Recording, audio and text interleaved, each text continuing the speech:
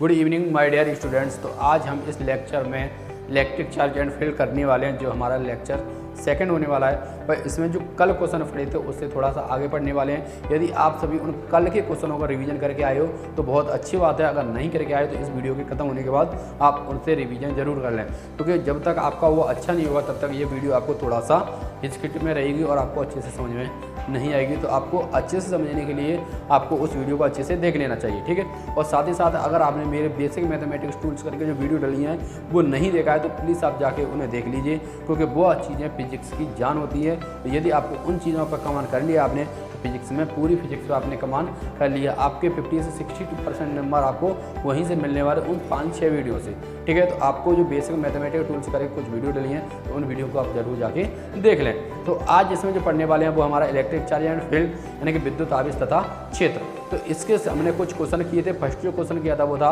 विद्युत किसे कहते हैं तथा ये कितने प्रकार का होता है, आवेश किसे कहते हैं तथा ये कितने प्रकार का होता है, आवेश संरक्षण का नियम, आवेश उत्पत्ति का भी नियम बताया था साथ ही साथ में। फिर एक और जो क्वेश्चन बताया था वो था आवेश का क्वांटिफिकेट। तो अब थोड़ा सा एक आवेश के बारे में और चर्चा कर लेते हैं, वो है आवेश का मात्रक, ठीक है। किस पर चर्चा करते हैं? अब चर्चा करने वाले हम आवेश के मात्रक पर। तो आवेश का मात्रक क्या होता है, ठीक है। तो आवेश का मात्रक दो प्रकार से नापा जाता है। फर्स्ट चीज एसआई क्वांटिटी में, ठीक है, क्या एसआई पद्धति में। और सेकंड जो नापा जाता है वो आपका सीजीएस पद्धति में, ठीक है। इसे सिस्टम इंटरनेशनल होते हैं, सिस्टम इंटरनेशनल या इंटरनेशनल सिस्टम भी कहते हैं। इसका जो मात्रक होता है, ठीक है, सीजीएस पद्धति में इसका जो मात्रक होता है वो होता है क्या, कूलाम। क्या होता है? कूलाम इसका मात्रक होता है, ठीक है। और सीजीएस पद्धति में इसका जो मात्रक होता है वो होता है स्थित कूलाम। क्या होता है? स्थित कूलाम, सेंटीग्राम सेकंड, ठीक है। जैसे सीजीएस पद्धति को कहते हैं सेंटीग्राम सेकंड। तो इस प्रकार से इसका जो मात्रक होता है वो ये होता है। यदि इसका विमीय सूत्र पूछ लिया जाए, साथ ही में क्या पूछ लिया जाए, विमीय सूत्र, ठीक है। तो क्या लिखेंगे, विमीय सूत्र पूछ लिया जाए तो इसका जो विमीय सूत्र होगा वो क्या होगा दोस्तों, ठीक है। बहुत अच्छे से पढ़ेंगे विमीय सूत्र। तो इसका विमीय सूत्र होता है एटी। क्या होता है दोस्तों? एटी, ठीक है। एटी क्या है? आवेश का विमीय सूत्र होता है, ठीक है। यदि आपको एक इलेक्ट्रॉन पर आवेश पूछ ले, कितने आवेश हैं आपके एक इलेक्ट्रॉन पर, ठीक है। तो कितने इलेक्ट्रॉन होते हैं देखते हैं। एक इलेक्ट्रॉन पर कितने होते हैं? 1.6 × 10⁻⁻19 कूलाम, ठीक है। तो इस प्रकार से जो होते हैं आपके आवेश कितने होता है, 1.6 × 10⁻⁻19 कूलम। तो इस प्रकार से ये सारी चीज़ें आपको आनी चाहिए, क्योंकि ये चीज़ें ओटी में पूछी जा सकती हैं। इसलिए मैंने इसको आपको बताना जरूरी समझा और मैंने आपको इससे बता भी दिया, ठीक है। साथ ही साथ में इसमें कुछ और चीज़ें बताता हूँ। तो आप इसका स्क्रीनशॉट लेना चाहें तो इसका स्क्रीनशॉट ले सकते हैं, ठीक है। इसके बाद मैं इसे रब कर देता हूँ, ठीक है। अब देखो ये चीज़ें तो आपने समझ ही ली, थोड़ा सा और समझ लो इसमें आवेश के बारे में ही। देखो क्या है, एक कूलाम जो आवेश होता है वो 1/10 एव कूलाम के बराबर होता है। सॉरी, एवं नहीं, एव कूलाम, ठीक है। इसने एक कूलाम 1/10 एव कूलाम के बराबर होता है, ठीक है। पर एक कूलाम, ठीक है, क्या एक कूलाम 3 × 10⁹ स्थित कूलाम के भी बराबर होता है। आई बात समझो? इतना आप समझने को समझ आ गया होगा कि एक कूलाम बराबर 1/10 एव कूलाम होते हैं, पर एक कूलाम बराबर 3 × 10⁹ स्थित कूलाम होते हैं। तो यदि मैं आपको ये कहूँ, देखो इसके बराबर जे है तो इसके बराबर जे भी होगा, यानी कि 1/10 एव कूलाम बराबर क्या होगा, 3 × 10⁹ स्थित कूलाम। ये इसके बराबर में होगा, इक्वल में होगा। तो इस 1 को मैं इस साइड पहुंचा दूं, इस 10 को इसके पास साइड पहुंचा दूं, तो डिवाइड में तो मल्टीप्लाई में ही जाएगा। तो एक एव कूलाम बराबर जो होगा 1 पावर जे और 1 जे, तो कितनी हो जाएगी, 9 और 1 10, 3 × 10⁻10 स्थित कूलाम, ठीक है। तो 1 एव कूलाम बराबर होगा 3 × 10⁻10 स्थित कूलाम। तो ये सारी चीज़ें आपको आनी चाहिए, क्योंकि ये ओटी से संबंधित है और ओटी में इन चीज़ों को पूछ लिया जाता है, ठीक है ना दोस्तों। तो आप सभी अच्छे से बने रहें। अब हम चलते हैं अपने क्वेश्चन की तरफ, जो हमारा क्वेश्चन है। तो क्वेश्चन आपको इस प्रकार से पूछा जाएगा कि प्रेरण विधि किसे कहते हैं, चित्र सहित समझाइए। प्रेरण विधि किसे कहते हैं, चित्र सहित समझाइए। बहुत अच्छे से समझाने वाले हैं, ठीक है। हम बस आप बने रहे हमारे चैनल पर, ठीक है। यदि आपने अभी तक चैनल को शेयर नहीं किया है तो आप सभी ग्रुपों में जाके चैनल को शेयर करें, ठीक है। इस वीडियो की लिंक को आप ज़्यादा से अधिक लोगों के पास शेयर करें, ठीक है। तो अब हम जो पढ़ने वाले हैं वो हमारा प्रेरण विधि। क्या पढ़ने वाले हैं, प्रेरण विधि को पढ़ने वाले हैं। देखो मैं और टीचर जैसा आपको नहीं पढ़ाने वाला हूँ कि आप कहो कि सर पूरी परिभाषा लिखो फिर उसे हमें सुनाओ फिर हमें याद कराओ, ऐसा कुछ भी नहीं करने वाला। मैं आपको इस प्रकार से पढ़ाऊँगा कि आपको मेरे इस लेक्चर से 80% आप यहीं से कवर करके जाओ, और मैं किसी भी प्रकार से पढ़ाऊँ उस प्रकार से आपको पढ़ोगे तो समझ लो आपके 95 प्लस स्कोर आप कर सकते हो। आपको मैं यहीं से 80% प्लस कवर करा के भेजूँगा। यदि आप एक या दो बार इस वीडियो को रिपीट करके देख लेते हो तो आपका 100 to 100% कवर हो जाएगा इसी लेक्चर से, ठीक है। इससे आप नोट डाउन करना चाहते हो तो वीडियो को नोट डाउन कर सकते हो, स्क्रीनशॉट लेना चाहो तो स्क्रीनशॉट लेना चाहते हो, वीडियो को पोस्ट करके लिखना चाहो तो वो भी आप कर सकते हो, ठीक है। अब देखते हैं प्रेरण विधि में होता क्या है। तो प्रेरण विधि की मैं एक डायग्राम बना रहा हूँ, उस डायग्राम को अच्छे से समझना, ठीक है। इसमें इस प्रकार से क्या होती हैं, दो प्लेटें होती हैं, ठीक है। इस प्लेट का नाम मैंने ए दे दिया और इस प्लेट का नाम मैंने बी दे दिया। ये क्या है, प्लेटें हैं। विशेष तरीका से ध्यान रखना क्या है, ये प्लेटें हैं, ठीक है। यदि इस प्लेट को मैं कोई ना कोई आवेश दूँ, इस प्रकार से मैंने मान लो इसे प्लस क्यू आवेश दिया, तो इसे प्लस क्यू आवेश देने के इसके कारण इसकी जो अंदर वाला सतह होता है इसमें क्या हो जाता है, प्लस आवेश उत्पन्न हो जाता है, ठीक है। जिस कारण इस पर जो प्लस आवेश उत्पन्न होता है तो इसके साथ में जो दूसरी प्लेट होती है जो धनावेशित होती है, क्योंकि इस पर आवेशित होता है या आवेशित होती है, ठीक है। और जो होती है जो प्लेट होती है वो अनावेशित होती है, यानी कि इस पर किसी प्रकार का कोई भी आवेश नहीं होता है, ठीक है। तो जब इसे इन दोनों को कैसे पास में रखा जाता है, कैसे रखा जाता है, पास में रखा जाता है, तो इसका जो दूसरी प्लेट के अंदर वाला सतह है उस पर ऋण आवेश उत्पन्न हो जाता है, यानी कि विपरीत आवेश उत्पन्न हो जाता है, ठीक है। इसके विपरीत में इस पर आवेश उत्पन्न हो जाता है। इसके बाहर वाली जो सतह होती है इसके सेम जो आवेश होता है वो उत्पन्न हो जाता है इस प्रकार से, ठीक है। इस प्रकार से इस पर आवेश उत्पन्न हो जाता है। और जो सेकंड वाली जो छड़ होती है, प्लेट होती है, उस प्लेट को अपन क्या कर देते हैं, फिर लास्ट में जाके पृथ्वी से कनेक्ट करवा देते हैं, ठीक है। तो इसका दूसरा डायग्राम बनाता हूँ इस प्रकार से मैं, जिससे आपको अच्छे से समझ में आए, ठीक है। तो इससे मैंने प्लस क्यू आवेश दिया तो इसमें plus plus plus plus minus minus minus minus plus plus plus और प्लस, इसका संपर्क कर दिया मैंने कैसे, पृथ्वी से, ठीक है। जी पृथ्वी का सिंबल होता है, आप सभी इतना चीज़ तो जानते होंगे, जैसे भी क्या है पृथ्वी का सिंबल है, ठीक है। पृथ्वी का जो विभव होता है वो शून्य होता है, तो पृथ्वी क्या करती है, इससे कुछ इलेक्ट्रॉन निकाल के ऊपर भेज देती है, जिसके कारण इलेक्ट्रॉन क्या होते हैं, जो बाहरी सतह होते हैं इस पर पहुँच जाते हैं, जिसके कारण जो धनावेश होता है ये कैसा होता है, टोटल समाप्त हो जाता है। केवल इस पर जो बचता है वो ओनली ऋणावेश बचता है, ठीक है। तो इस प्रकार से अपन प्रेरण विधि को करते हैं। अब समझो और लिखना क्या है आपको एग्जाम में, इस बात को भी विशेष तरीका से समझो, ठीक है। ये क्या है, इसका डायग्राम है, यानी कि चित्र है। और मैंने आपको पहले ही बताया है, यदि आपको इस फिजिक्स में कमांड करना है तो आपको दो चीज़ें पर बहुत अच्छे से फोकस करना पड़ेगा और अच्छे से समझना पड़ेगा। एक आपको डायग्राम क्लियर होना चाहिए, दूसरा इसका फॉर्मूला क्लियर होना चाहिए। यदि आपका डायग्राम या फॉर्मूला दोनों में से कोई भी चीज़ क्लियर होती है तो आप समझ लो फिजिक्स को बहुत अच्छे से कवर कर रहे हो, ठीक है। तो जब भी मैं डायग्राम बनाऊँ तो उसे अच्छे से ध्यान से सही मन लगा के अच्छे से देखना, ठीक है। तो अब देखो अपन को करना क्या है, ठीक है। ध्यान से रखो कि ये कैसी है, आवेशित है, ठीक है। ये आवेशित है और ये कैसी है, अनावेशित, अनावेशित। ये अनावेशित है और ये आवेशित छड़ है। तो अब देखो करना क्या है अपन को, ठीक है। देखो क्या है, जब आवेशित प्लेट ए को अनावेशित प्लेट बी के पास में रखा जाता है, कहीं में रख रहे हैं अपन, इन दोनों को कहीं में रख रहे हैं, पास में रख रहे हैं। बात को अच्छे से, एक एक चीज़ को अच्छे से समझना, ठीक है, क्योंकि जब आपको समझना है तो वहीं से क्लियर करना है, ठीक है। क्या, जब आवेशित प्लेट ए को अनावेशित प्लेट बी के पास में रखा जाता है तो आवेशित प्लेट ए के, आवेशित प्लेट ए से कुछ आवेश अनावेशित प्लेट बी पर चला जाता है, ठीक है। नहीं समझ में आया तो अच्छे से समझो। क्या, जब आवेशित प्लेट ए को अनावेशित प्लेट बी के पास में रखा जाता है तो अनावेशित प्लेट के अंदर वाले तल पर, क्या, अनावेशित प्लेट ये वाली है और अनावेशित प्लेट के अंदर वाले तल पर विपरीत आवेश अर्थात ऋण आवेश और बाहर वाले तल पर कौन सा, समान आवेश अर्थात धन आवेश उत्पन्न हो जाता है। जब हम प्लेट बी को या अनावेशित प्लेट बी को पृथ्वी से जोड़ते हैं तो पृथ्वी से कुछ इलेक्ट्रॉन निकलकर प्लेट पर आ जाते हैं, जिसके कारण धनावेश समाप्त हो जाता है, केवल ऋण आवेश रह जाता है। सिंपली आपको उसी में से चित्र में से क्लियर हो गया होगा क्या है, जब धनावेशित प्लेट ए को अनावेशित प्लेट बी के पास में रखा जाता है तो अनावेशित प्लेट बी के अंदर वाली तल पर ऋण आवेश अर्थात विपरीत आवेश और बाहर वाली तल पर धन आवेश अर्थात समान आवेश उत्पन्न हो जाता है। जब अनावेशित प्लेट बी का संपर्क अपन पृथ्वी से कराते हैं तो पृथ्वी से कुछ इलेक्ट्रॉन निकलकर प्लेट पर आ जाते हैं, जिसके कारण धनावेश क्या हो जाता है, ये समाप्त हो जाता है और केवल जो समाप्त हो जाएगा तो क्या बचेगा, केवल ऋणावेश बचता है। इस प्रकार से अपन प्रेरण विधि को कंप्लीट खत्म करते हैं। तो यदि आपको इसमें कोई भी डाउट हो तो कमेंट करके जरूर बताएं कि सर हमें इसमें ये डाउट है।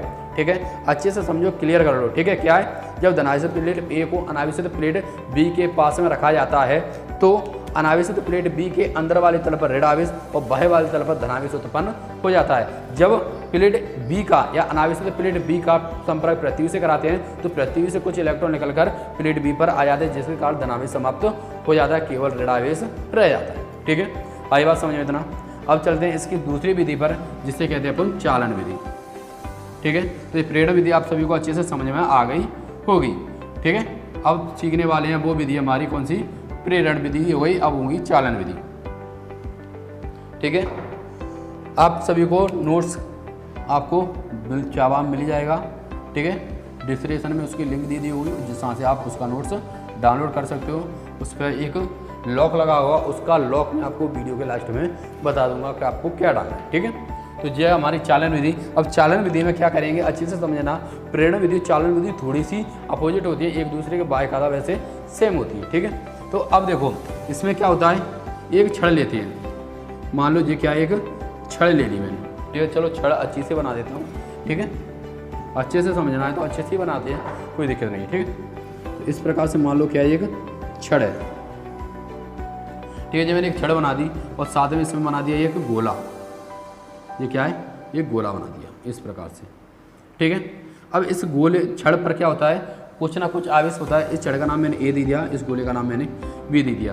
बी क्या है, गोला है, याद रखना इस चीज़ों को। ठीक है, और ए क्या है, वो आपकी छड़ है। ठीक है, ए कैसी है, वो आवेशित है, कैसी है, आवेशित है, और बी क्या है, वो अनावेशित है, कैसी है, अनावेशित है। इस बात को अच्छे से आपको ध्यान रखना है। ठीक है, यदि ये आवेश है तो इस पर किसी ना किसी प्रकार का आवेश तो होगा ही होगा, जाहिर सी बात है। ठीक है, तो इस पर क्या होगा, प्लस आवेश उत्पन्न होगा। ठीक है, इस बात को भी आप इस तरीका से ध्यान रखना। ठीक है, तो अब इस बात को एक बात समझो, अब क्या करेंगे अपन, लिखेंगे क्या इसमें, अच्छे से समझना। देखो, जब आवेशित छड़ ए को अनावेशित गोले बी के संपर्क में रखा जाता है, उसमें पास में रख रहे थे, इसमें संपर्क में रख रहे हैं, थोड़ा सा अंतर है। ठीक है, इस बात को ध्यान रखना। इसमें कहीं में रख रहे हैं, संपर्क में रख रहे हैं, और उसमें कहीं में रख रहे थे, पास में रख रहे हैं। तो विशेष तरीका से इस बात को क्लियर कर लेना, क्योंकि अगर इसका अंतर पूछ लिया जाए तो आपको 19 में से अंतर को बनाना है। ठीक है, तो क्या है, जब आवेशित छड़ ए को अनावेशित गोले बी के संपर्क में रखा जाता है तो छड़ ए से कुछ आवेश निकल कर गोले बी पर चला जाता है। तो छड़ ए से कुछ आवेश निकल कर गोले बी पर चला जाता है। इस प्रकार से इस पर क्या होता है, कुछ आवेश चला जाता है। ठीक है, अर्थात आवेश का बंटवारा हो जाता है।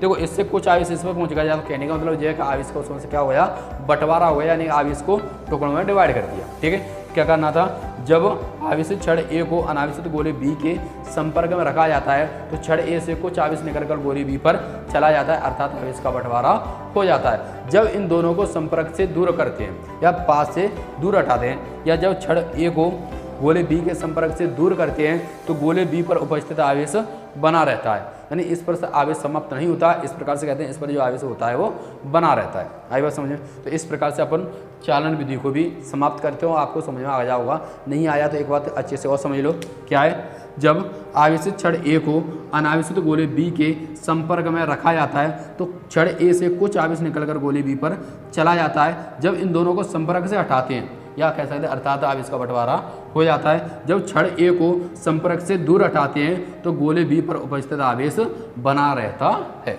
ठीक है, इस प्रकार से सिंपली इसका चालन विधि कंप्लीट होती है।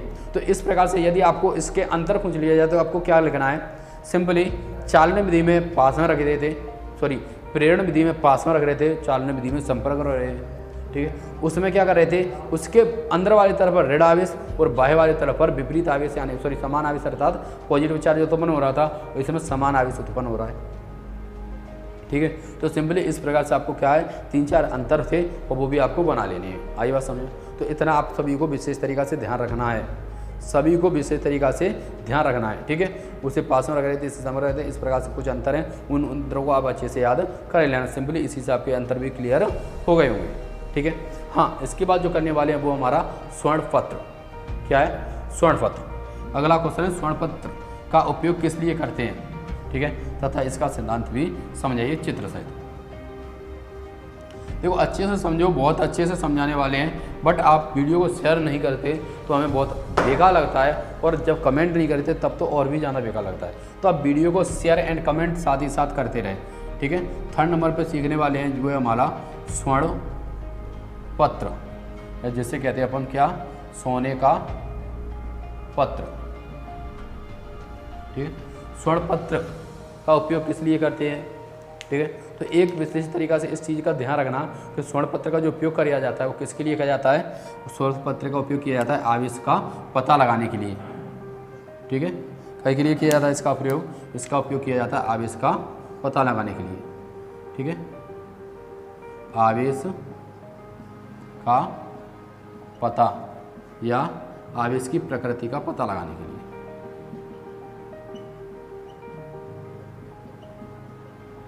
ठीक है, आवेश का पता लगाने के लिए या आवेश की प्रकृति का पता लगाने के लिए स्वर्ण पत्र या सोने के पत्र का उपयोग किया जाता है। सिंपली अगर क्वेश्चन आ गया कि आवेश का पता स्वर्ण पत्र का प्रयोग किस लिए किया जाता है, तो स्वर्ण पत्र का प्रयोग या उपयोग सोने का आवेश की प्रकृति या आवेश का पता लगाने के लिए किया जाता है। आवेश की प्रकृति का पता या आवेश का पता लगाने के लिए इसका उपयोग किया जाता है। अब इसके बाद इसका पूछ सकता है सिद्धांत, तो उसके लिए आपको सबसे पहले एक डायग्राम आना चाहिए। ठीक है, तो मैं डायग्राम बना लूँ, अच्छे से समझो पहले। ठीक है, तो इस प्रकार से एक बोतल बना देता हूँ मैं। ठीक है, इसे रब करके दोबारा से बना देता हूँ अच्छे से, बहुत अच्छे से समझा रहा हूँ। ठीक है, बच्चे अच्छे से समझो तुम भी। अरे सही आ नहीं रही। यदि आपने अभी तक चैनल को शेयर नहीं किया है तो जाइए चैनल को शेयर भी जरूर कर दें। ठीक है, इस प्रकार से आपको सिंपली किसी भी प्रकार की एक बोतल बना लेनी है, तो ये बोतल की होनी चाहिए, कांच की होनी चाहिए। इस बात को भी आप विशेष तरीक़ा से ध्यान रखना। ठीक है, मैं तो फिर से बना देता हूँ आप सभी लोगों के लिए, मैं थोड़ा सा बड़ा कर देता हूँ अब, जिससे आपको अच्छे से और आसानी से समझ सके। ठीक है, इस प्रकार से बना देता हूँ बोतल को। ठीक है, इस प्रकार से सिंपली जो आपने देखा होगा लैबों में प्रयोग किया जाता है, इस प्रकार की बोतलें उसमें होती हैं। तो ये क्या होती है, कांच की बोतल होती है। ठीक है, और इस कांच की बोतल का जो मुंह होता है उसे रबर के ढक्कन से क्या कर दिया जाता है, बंद कर दिया जाता है। इस प्रकार से उसमें क्या होता है, रबर का ढक्कन लगा रहता है, और जिसकी ऊपरी सतह पर क्या होती है, पीतल की एक चकती लगी होती है। रबर के ढक्कन से बंद कर दिया जाता है, और रबर के ढक्कन से होते हुए, ठीक है, रबर के ढक्कन से होते हुए इसमें एक छड़ डाली जाती है। ठीक है, इस प्रकार से इसमें रबर की छड़ होते हुए क्या डाला जाता है, एक छड़ डाली जाती है इस प्रकार से। ठीक है, तो इस प्रकार से क्या डाला जाता है, सिंपली इसमें छड़ डाली जाती है। तो इसे आपको यहाँ पर तो दिखाई नहीं देगी। ठीक है, ये दिखाई नहीं देगी। तो इस प्रकार से होते हुए क्या डाला जाता है, इसमें एक, ठीक है, पीतल की छड़ डालती है, एक छड़ डाली जाती है, और इस छड़ के जो ऊपरी सिरा होता है इस पर क्या लगा रहता है, जिस पर एक लगा रहता है, जिसे कहते हैं पीतल की चकती। क्या लगा रहता है, पीतल की चकती। ठीक है, और जो दूसरा सिरा रहता है इस पर जो लगा रहता है वो होता है आपका स्वर्ण पत्र या सोने का पत्र, जो कहते हैं उसे स्वर्ण पत्र। आई बात समझ में। तो इतनी चीज़ें रहती हैं इसमें। सिंपली मैं आपको सिंपल भाषा में बता रहा हूँ। क्या, सर्वप्रथम इसमें एक कांच की बोतल होती है जिसका मुंह रबर के ढक्कन से बंद होता है। ठीक है, क्या, सर्वप्रथम कांच की एक बोतल होती है जिसका मुंह रबर के ढक्कन से बंद होता है। रबर के ढक्कन से होते हुए एक पीतल की चकती रबर के ढक्कन से होते हुए एक इसमें छड़ डाली जाती है या पीतल की छड़ डाली जाती है, जिसके ऊपरी सिरे पर पीतल की चकती तथा दूसरे सिरे पर स्वर्ण पत्र या सोने का पत्र लगा हुआ होता है। तो सिंपली इस प्रकार से आपको इस क्वेश्चन को भी कंप्लीट कर लेना है। तो सिंपली इस क्वेश्चन का आंसर क्या है, तो सबसे पहले इसका प्रयोग आवेश का पता या आवेश की प्रकृति का पता लगाने के लिए किया जाता है। सर्वप्रथम इसमें कांच की एक बोतल होती है जिसका मुंह रबर के ढक्कन से बंद होता है। रबर के ढक्कन से होते हुए इसमें एक पीतल की छड़ डाली जाती है, जिसके ऊपरी सिरे पर पीतल की चकती तथा दूसरे सिरे पर स्वर्ण पत्र या सोने का पत्र लगा हुआ होता है। तो सिंपली इस प्रकार से आपको इस क्वेश्चन को भी कर लेना है कंप्लीट। बट इसके बाद जो क्वेश्चन करने वाले वो आपके लिए वेरी वेरी मोस्ट इंपोर्टेंट होने वाला है, जिसे कहते हैं कूलाम के व्युत्क्रम बरखा नियम, या कूलाम के नियम से भी काफ़ी बार क्वेश्चन पूछा गया है। तो कूलाम का नियम लिखिए तथा एकांक आवेश को परिभाषा लिखिए। कूलाम का नियम लिखिए तथा एक सीमा लिखिए। ठीक है, कूलाम के व्युत्क्रम बरखा नियम लिखिए तथा उसकी सीमा लिखिए। इस प्रकार से क्वेश्चन आता है तो आप अच्छे तरीके से उन क्वेश्चनों को समझ लेना। ठीक है, और वो हर बार के एग्जाम में पूछा जाता है, आपके लिए बहुत इंपॉर्टेंट होने वाला है वो क्वेश्चन, तो आप अच्छे से समझें उस क्वेश्चन को। ठीक है, उसमें काफ़ी सारी चीज़ें करने वाले हैं। तो करेंगे क्या क्या, पहले तो अपन कूलाम का नियम निकालेंगे। ठीक है, फिर उसकी प्रकृति निकालेंगे, फिर उसके बाद उसका एकांक आवेश को परिभाषित करेंगे, फिर उसके बाद उसकी सीमाएं लिखेंगे। इतना सारा बड़ा क्वेश्चन है, बट वो क्वेश्चन इतना बड़ा नहीं पूछा जाता है, उसको टुकड़ों में तोड़कर पूछा जाता है। तो अच्छे से आप इस बात को ध्यान से समझ लो पहले तो। ठीक है, अब जो पढ़ने आया मैं क्वेश्चन, ठीक है, वो है हमारा कूलाम का नियम। कूलाम का नियम, देखो इसे मैं ज़्यादा बड़ा नहीं लिख रहा, कूलाम के व्युत्क्रम बरखा नियम भी पूछ सकता है आपसे, तो आप विशेष तरीके से ध्यान रखना। ठीक है, यदि आपने अभी तक वीडियो को शेयर नहीं किया है तो आप जाएं वीडियो को शेयर करें अधिक से अधिक लोगों के पास। यदि इसे अधिक से अधिक लोगों के पास शेयर करोगे तो जिससे जो गरीब छात्र होते हैं तो वो भी पढ़ सकते हैं। ठीक है, और पढ़ते समय आप मोबाइल ना चलाएँ। ठीक है, यदि आपका मोबाइल लाइव क्लास से जुड़ चुका है तो आप लाइव क्लास ही पूरी खत्म होने के बाद ही जुड़े, खत्म हुए उसके बाद ही जाएं। ठीक है, कुछ स्टूडेंट होते हैं 1 सेकंड के लिए आते हैं, उसके बाद चलते थे, हाँ सर ने लाइव क्लास तो स्टार्ट कर दी, कोई दिक्कत नहीं, हम नहीं पढ़ रहे, कल पढ़ लें, पढ़ लेंगे। मैं हर बार तुमसे यही कह रहा हूँ कि कल पर किसी काम को डालोगे तो वो कभी भी पूरा नहीं होता है। आपको अभी पढ़ना है, अगर अभी लाइव क्लास चल रही तो आपको आज और अभी इसी टाइम पे ज्वाइन करना है। ठीक है, और हम आपको लिए लाइव क्लास इसीलिए ले आके आ रहे हैं जिससे आपको कहीं पर भी कोई भी प्रॉब्लम ना आए। ठीक है, क्योंकि हम अपना जो कीमती समय है वो आप लोगों के लिए दे रहे हैं, तो आपसे भी यही चाहते हैं कि आप लोगों भी अपना कीमती समय हम लोगों को दें। ठीक है, और जिस लोगों से हम जिस सदस्य आपके लोगों के साथ मेहनत कर रहे हैं तो आप भी उतनी मेहनत हमारे साथ करें, जिससे आपका जो रिजल्ट है वो बहुत हाई होगा। तो आपको भी नाम रोशन होगा, उसमें आपके परिवार वालों का भी नाम रोशन होगा, साथ में आपके गांव का, आपके शहर का, आपके देश का भी नाम रोशन होगा। ठीक है, तो आप अच्छे से पढ़ाई करें। ठीक है, क्योंकि हमारा माध्यम यही था कि जो गरीब छात्र होते हैं वो बड़े बड़ी कोचिंग में जाके नहीं पढ़ पाते हैं, तो उनको लिए हमने ये क्लास को स्टार्ट किया था। तो इस क्लास उनके लिए चल रहा है। तो आप सभी इस क्लास को बस एक ही उद्देश्य बनाएं कि प्रत्येक बच्चे ऐसे बच्चे हैं जो पढ़ नहीं सकते, ठीक, उनके पास पैसे नहीं है कुछ भी माध्यम के, तो उसे खाली इसे शेयर करें, जितना हो सके इसे शेयर करें। और अगर वीडियो को आपने सब्सक्राइब नहीं किया तो बेल का सब्सक्राइब करना, साथ ही साथ बेल आइकन प्रेस कर लें, जिससे इसकी जो भी नोटिफिकेशन होती है वो सबसे पहले आपके पास जरूर आ जाएगी। ठीक है, तो इसके बाद जो पढ़ने वाले हैं वो है हमारा कूलाम का नियम। ठीक है, तो विशेष तरीक़ा से ध्यान रखना, कूलाम से एक वैज्ञानिक का नाम है, कूलाम एक वैज्ञानिक का नाम है, उन्होंने अपने नाम पर ही कूलाम का नियम दिया था। तो कोई भी वैज्ञानिक अगर नाम देता है तो उसका एक कथन देता है, इस बात को आप विशेष तरीक़ा से ध्यान रखना। तो वो अपना एक खुद का कथन देता है और उस कथन को हम वैसा का वैसा ही लिखेंगे, उसमें कोई भी चेंजिंग नहीं करेंगे। ठीक है, इस प्रकार से मैं लिख दूँ, इसका जो कथन होता है वो हमें वैसा का वैसा ही लिखना है, उसमें कोई भी चेंजिंग नहीं करनी है। ठीक है, बट इन्होंने कथन दिया क्या था, ठीक है, इस पर चर्चा कर लिया है। तो इस पर चर्चा करने से पहले मैं आपको एक डायग्राम बता रहा हूँ, उस डायग्राम को अच्छे से समझ लो। ठीक है, तो सिंपली इसमें क्या है, 2 बिंदु आवेश हैं, जो 2 बिंदु आवेश हैं, तो पहले आवेश को नाम मैंने Q1 दे दिया और दूसरे आवेश को नाम मैंने Q2 दे दिया। इन दोनों आवेशों के बीच जो लगने वाला बल है वो कह दिया मैंने F। ठीक है, वो बल आकर्षण प्रकृति का भी हो सकता है और प्रतिकर्षण प्रकृति का भी हो सकता है। ठीक है, इन दोनों की जो बीच की दूरी है वो मान लेते हैं कितनी है, R। इन दोनों के बीच की दूरी क्या है, R है। सिंपली इस प्रकार से आपको डायग्राम बना लेना है, बस सिंपल डायग्राम बना जाए, मैंने इसमें कुछ भी अटरम सटरम नहीं मिला जाए। चाहे तो आप इतना और कर सकते हो कि पहले बिंदु का नाम A दे दो और दूसरे बिंदु का नाम B दे दो। ठीक है, तो एक बात आप विशेष तरीक़ा से ध्यान रखना, जो इनके बीच की जो आवेश होता है, इनके बीच की जो दूरी होती है वो ना तो अपन ज़्यादा ले सकते हैं ना ही कम ले सकते, आगे चर्चा करेंगे इसके ऊपर। ठीक है, तो इस प्रकार से आपको सिंपली कर लेना है। और इसमें मैं 2 नियम लिख देता हूँ जिसे कहते हैं कूलाम के नियम से। ठीक है, क्या, कूलाम के नियमानुसार या नियम से।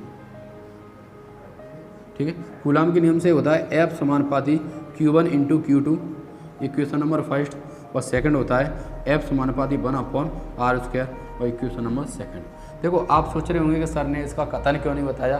कथन में अब बताऊंगा क्यों। मैंने आपसे पहले ही 2 चीज़ बताई थी, उसका डायग्राम आप क्लियर होना चाहिए और उसका जो सूत्र होते हैं, फॉर्मूला होता है, वो क्लियर होना चाहिए। यदि आपको फॉर्मूला या सूत्र क्लियर हो गए तो समझ लो आपको ऑटोमेटिक उसकी जो थ्योरी है वो याद हो जाएगी। तो अब समझो इसकी जो थ्योरी आपको लिखनी है, यहाँ पर कथन में क्या लिखनी है अच्छे से समझना, ठीक है। जब 2 आवेशों को इस नियम के अनुसार या कूलाम के नियम के अनुसार, जब 2 आवेशों को, कितने आवेश हैं इसमें, 2 आवेशों को, ठीक है, जब 2 आवेशों के बीच लगने वाला आकर्षण या प्रतिकर्षण बल, 2 आवेशों के बीच लगने वाला आकर्षण या प्रतिकर्षण बल दोनों आवेशों के गुणनफल के समानुपाती, दोनों आवेशों के गुणनफल के समानुपाती तथा आवेशों की दूरी के वर्ग के व्युत्क्रमानुपाती होता है। नहीं समझ में आ जाएगा आप लोगों को, नहीं समझ में आ जाए तो फिर से एक बार अच्छे से समझ लो। क्या है, 2 आवेशों के बीच लगने वाला आकर्षण या प्रतिकर्षण बल, 2 आवेशों के बीच लगने वाला आकर्षण या प्रतिकर्षण बल दोनों आवेशों के गुणनफल के समानुपाती तथा दूरी के वर्ग के व्युत्क्रमानुपाती होता है। तो सिंपली आपको जो मैं वैसे बोल रहा हूँ आपको सेम वैसा का वैसा ही लिखना है, या आपकी बुक में जिसमें भी दिया हो आपको उस प्रकार से इसका आंसर लिखना है। क्या लिखना था, जब 2 आवेशों के बीच लगने वाला आकर्षण या प्रतिकर्षण बल दोनों आवेशों के गुणनफल के समानुपाती तथा दूरी के वर्ग के व्युत्क्रमानुपाती होता है, ठीक है। अब आपको यहाँ से आगे करना है इक्वेशन नंबर फर्स्ट व सेकंड से, समीकरण फर्स्ट व सेकंड से आपको F समानुपाती Q1 into Q2 upon Q1 into Q2 upon R square, इस प्रकार से। अब इसके नियतांकों को मैं समानुपाती के नियतांक को छोड़ते हैं तो इसकी जगह पे एक नियतांक आ जाएगा जिससे कहेंगे F बराबर K Q1 into Q2 upon R square, ठीक है। और K क्या होता है, यहाँ पर K होता है एक नियतांक, K क्या होता है, K होता है एक नियतांक, K क्या है, एक नियतांक है जिसका अलग अलग पद्धति में अलग अलग मान होता है, ठीक है, जिसका अलग अलग पद्धति में क्या होता है, अलग अलग मान होता है, ठीक है। इस प्रकार से आपको ध्यान रखना है कि K क्या एक नियतांक है। यदि आपको नहीं दिख रहा होगा तो मैं आपको बोल भी रहा हूँ K क्या एक नियतांक है, ठीक है। इतना आप सभी को क्लियर होना चाहिए, ठीक है। क्या किया आपने, इक्वेशन फर्स्ट और सेकंड के मल्टीपल को कर दिया तो इसके, ठीक है, बट्टे में क्या आ जाएगा R स्क्वायर, तो इसके समानुपाती को उठाएंगे तो एक नियतांक ले लिया K, और K का अलग अलग पद्धति में अलग अलग मान तो होता है। तो इसका सबसे फर्स्ट में चलते हैं CGS पद्धति में, ठीक है, CGS पद्धति में। तो CGS पद्धति में इसका जो मात्रक होता है, ठीक है, CGS पद्धति में, तो CGS पद्धति में इसका जो मात्रक होता है वो होता है K बराबर 1। क्या होता है, K बराबर 1 होता है, जो आपका के लिए होता है वायु या निर्वात के लिए, किसके लिए होता है, वायु या निर्वात के लिए। अब वायु या निर्वात के लिए K बराबर फर्स्ट रखोगे तो आपका F बराबर क्या आएगा दोस्तों, ठीक है। तो F बराबर आएगा, F बराबर K की जगह पे क्या रखोगे 1, तो आएगा आपका Q1 into Q2 upon R square. Simply इस प्रकार से आएगा F बराबर Q1 into Q2 upon R square. आगे चलते हैं, यदि ऐसा ही पद्धति में पूछ लिया जाए,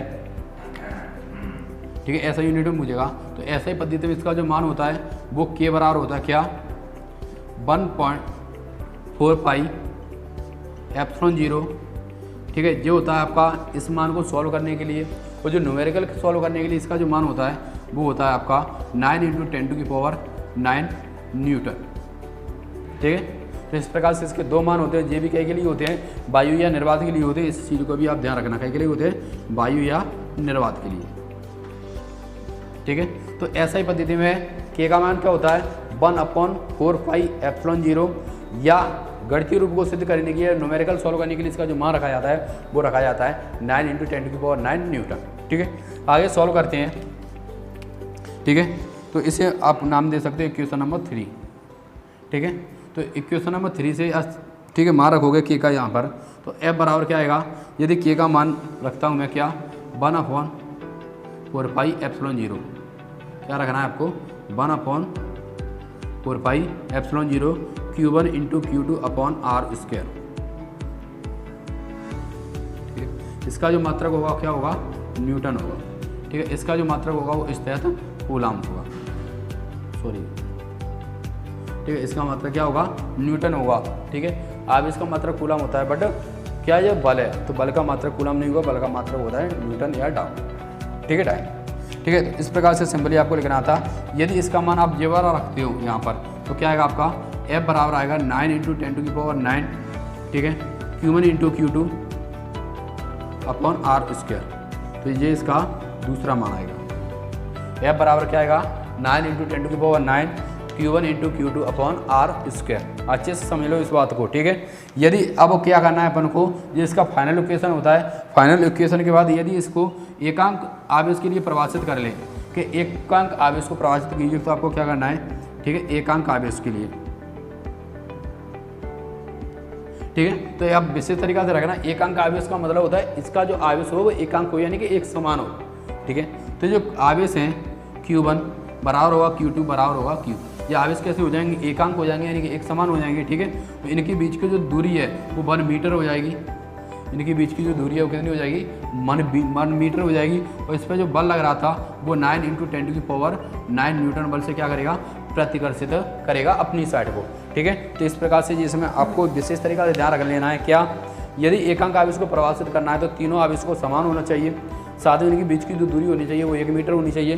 और इसमें जो बल लगता है वो 9 × 10⁹ न्यूटन बल से अपनी ओर को प्रतिकर्षित करना चाहिए। तो इन सभी मानों को यदि आप इसमें पुट करोगे तो क्या आएगा, F की जगह पर क्या रखोगे, F की जगह पर क्या रखोगे 9 × 10⁹